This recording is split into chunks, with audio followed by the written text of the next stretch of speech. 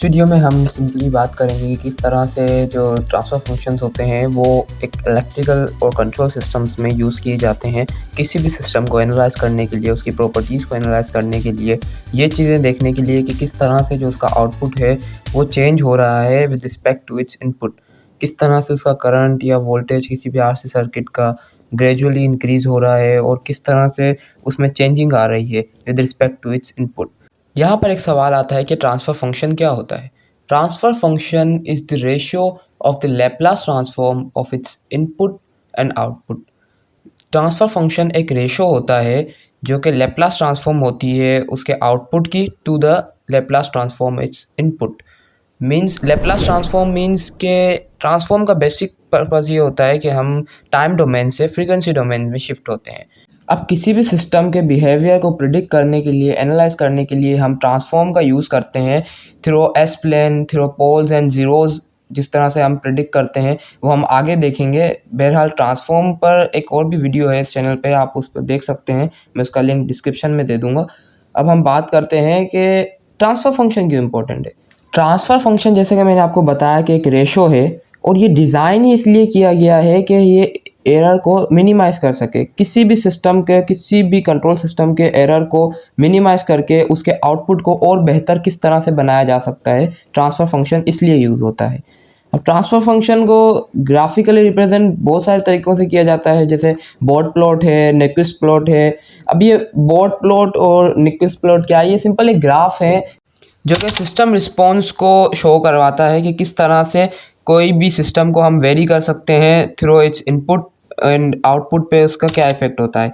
Nyquist plot जो होता है वो स्टेबिलिटी को मेंटेन करने के लिए यूज़ किया जाता है क्लोज लूप कंट्रोल सिस्टम्स में, और इसमें जो है हम फ्रीक्वेंसी को वेरी करते हैं through negative infinity to infinity.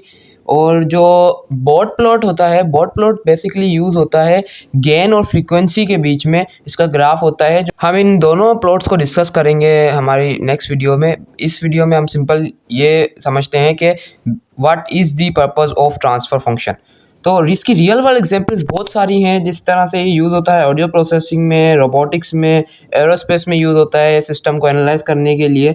अब यहाँ पे एक सिंपल मैं आपको ग्राफ की एग्जांपल देके समझाऊं कि इनपुट पे हमारे पास जो है वो एक यूनिट स्टेप फंक्शन है। अगर आप लोगों को नहीं पता यूनिट स्टेप फंक्शन क्या होता है, तो ये एक ऐसा फंक्शन होता है जिसका एम्पलीट्यूड जो होता है वो 1 होता है। इसे कहते हैं हम यूनिट स्टेप फंक्शन। और आउटपुट पर जो हमारे पास एक एक्सपोनेंशियल फंक्शन है, एक डीके एक्सपोनेंशियल फंक्शन है। अब ये डीके क्यों है? क्योंकि इसका जो मैग्नीट्यूड है वो डिक्रीज़ हो रहा है with respect to time. Decaying exponential function की मिसाल ऐसे भी हम ले सकते हैं कि जब किसी भी सिस्टम का रिस्पॉन्स अप्रोच करे ज़ीरो को, जैसे उसका टाइम जो है अप्रोच कर रहा है इन्फिनिटी को, तो वो डीकेइंग एक्सपोनेंशियल फंक्शन होते हैं। इस केस में अगर मैं ट्रांसफर फंक्शन की बात करूँ तो ट्रांसफर फंक्शन इस केस में जी ऑफ एस है और ये रेशो है C of S upon R of S का। यहाँ पर अगर मैं एक और एग्जाम्पल की बात करूँ तो यहाँ पर एक कॉन्सेप्ट आता है पोल्स और ज़ीरोज़ का, जो कि ट्रांसफर फंक्शन के ज़रिए हम पोल्स और ज़ीरोज़ फाइंड करते हैं और एनालाइज करते हैं उनको फ्रीक्वेंसी रिस्पॉन्स में। अब ये पोल्स और ज़ीरोज़ होते क्या हैं? बेसिकली पोल्स के ज़रिए हम किसी भी सिस्टम की स्टेबिलिटी को फाइंड करते हैं, whether this system is stable और नॉट।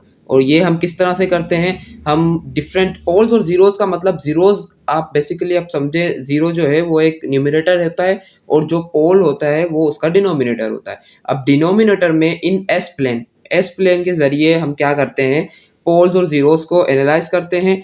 पोल, अगर किसी भी सिस्टम का पोल जो है वो अगर left side of the graph है तो वो सिस्टम स्टेबल है।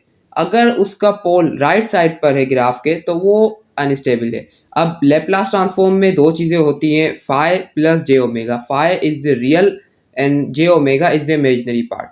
तो एक्स एक्सिस पे हम फाई को करते हैं ड्रा और जो वाई एक्सिस होता है उस पर हम जे ओमेगा को ड्रा करते हैं। ये इसको हम और डीपली डिस्कस करेंगे नेक्स्ट वीडियोस में।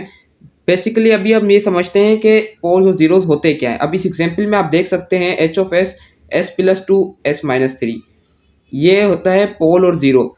अब इसमें पोल क्या है? पोल है 3। क्यों? क्योंकि S minus three is equal to zero, तो वैल्यू ऑफ एस इज 3। तो पोल इसका 3 है। 3 means positive. Positive means right side of the graph. Means this system is not stable. ये सिस्टम स्टेबल नहीं। क्यों? क्योंकि इसका जो ग्राफ है, इसका जो पॉइंट है वो ग्राफ के राइट साइड पर आ रहा है, जबकि मैंने आपको बताया था कि सिस्टम स्टेबल तब होता है जब उसके जो पॉइंट है वो लेफ्ट साइड पे, उसके पोल जो है वो left side of the graph हो। तो उसके बाद अगर हम ज़ीरो देखें, ज़ीरो का इतना कोई खास इफेक्ट नहीं होता सिस्टम पर, तो ज़ीरो को अभी फ़िलहाल छोड़ देते हैं। इसका अगर मैं ग्राफ प्लॉट करूँगा तो देखिए मैंने एक एस प्लेन ड्रॉ किया, इसके राइट साइड पे जो है वो 5 होगा। 5 मीन्स इसका जो 3 होगा वो इसके राइट साइड पर आएगा एक्स एक्सिस पे।